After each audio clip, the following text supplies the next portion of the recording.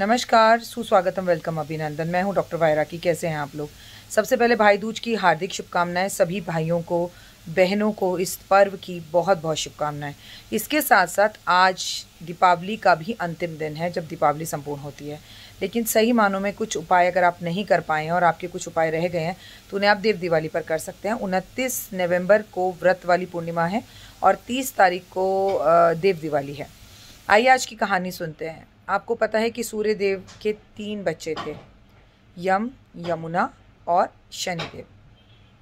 शनिदेव जो थे वो छाया के पुत्र थे और यमुना और यम की आपस में बहुत बनती थी। तो आज के दिन यम देवता अपनी बहन यमुना के घर गए थे। तो यमुना ने उन्हें बड़े प्यार से तिलक करा, सूखा गोला दिया, उन्हें भोजन कराया। तो यम ने कहा, मैं वादा करता हूँ जो भी भाई आज के दिन अपनी बहन के घर जाकर तिलक करेगा और आराम से उसके पास बैठकर भोजन करेगा, बहन का आशीर्वाद लेगा और बहन को आशीर्वाद देगा, उसको कभी भी अकाल मृत्यु नहीं आएगी। ऐसे ही नहीं बने हुए ये त्यौहार, इनके पीछे छुपे हैं बहुत सारे कारण। तो ये छोटी सी कथा है, लेकिन उससे भी बड़ी कथा अब मैं आपको सुनाने जा रही हूँ, जिस कथा को आप ध्यान से सुनिए। बहुत समय पहले एक ऋषि हुआ करते थे और उस ऋषि का एक बहुत ही प्यारा सा चेला था। दिल का बहुत अच्छा था, ज्ञानी था, पढ़ाई लिखाई सब कुछ करता था, लेकिन उसकी प्रॉब्लम ये थी कि वो बहुत आलसी था।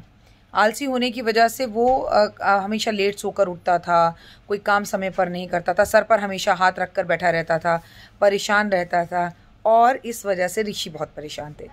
ऋषि ने कहा, हीरा है हीरा, लेकिन आलस्य की वजह से किसी ना किसी तरह मुझसे दूर हो रहा है, इसका आलस्य दूर किया जाए। आपको पता है ऋषि ने क्या किया? ऋषि ने एक पत्थर उसे दिया और बोला, इस पत्थर को तुम अपने पास रखो, मैं 2 दिन के लिए आश्रम से बाहर जा रहा हूँ। तो उसने बोला, गुरुजी इस पत्थर में क्या है? कह रहे इस पत्थर की खासियत ये है कि इसे किसी भी लोहे की चीज़ से छुओ तो वो सोना बन जाता है। अब रे बाप, अब तो वो बड़ा खुश। उसने तो कल्पना करनी शुरू कर दी। पहले दिन ऋषि ने बोला, मैं 2 दिन में सूर्यास्त से पहले आ जाऊंगा, लेकिन ये पत्थर सूर्य उदय के बाद और सूर्यास्त से पहले ही काम करता है, उसके बाद काम नहीं करता, और तुम ध्यान से रखो, मैं आके लूँगा। बाप रे, ये इतना खुश।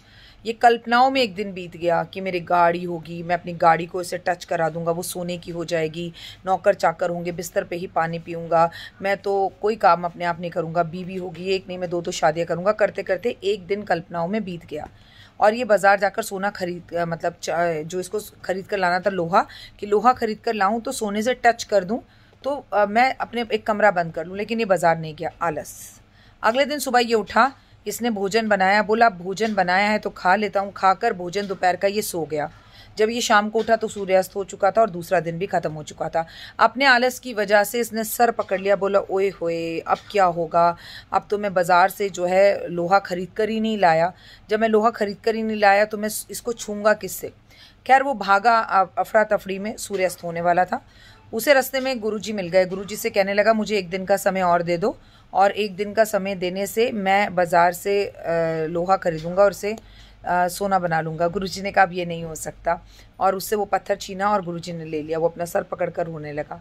लेकिन उसे एक बात समझ में आ गई कि किस्मत ने उसे मौका दिया, लेकिन वो मौका उसने अपने आलस की वजह से खो दिया। आप और हम भी तो यही करते हैं। हर व्यक्ति की ज़िंदगी में एक बार वो सोने का पत्थर ज़रूर आता है।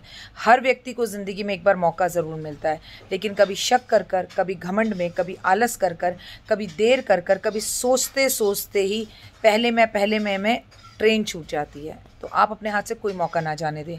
आज ही रूठे हुए रिश्तों को वापस मनाइए, अपने घर में शुभ मुहूर्त का प्रयोग कीजिए और खुश रहिए और औरों को भी खुश रहने दीजिए। आप सबको भाई दूज की हार्दिक शुभकामनाएं। ये जीवन आपके लिए बहुत अच्छा। वैसे तो सबसे अच्छा उपाय आज का सिर्फ यही है कि आप और आपकी बहन मिलकर यमुना नदी के किनारे पर दीप जलाएं, लेकिन ये संभव ना हो तो दक्षिण की दिशा में भाई बहन दीप जलाएं, वे बेहद शुभ है। किसी ने हमसे कहा कि राखी जी ये बताइए कि ऐसा क्या उपाय बहन करे कि भाई का विवाह जल्दी हो जाए? तो आज भाई को पीली मिठाई खिलाओ, हल्दी का तिलक लगाओ, उसके लिए हल्दी लेकर जाओ, उसको केसर दो और भगवान से प्रार्थना करो कि इसके हाथ पीले जल्दी हो जाएं। अपने हाथों से भाई के हाथ में हल्दी लगा दो। फिलहाल दीजिए इजाज़त। नमस्कार।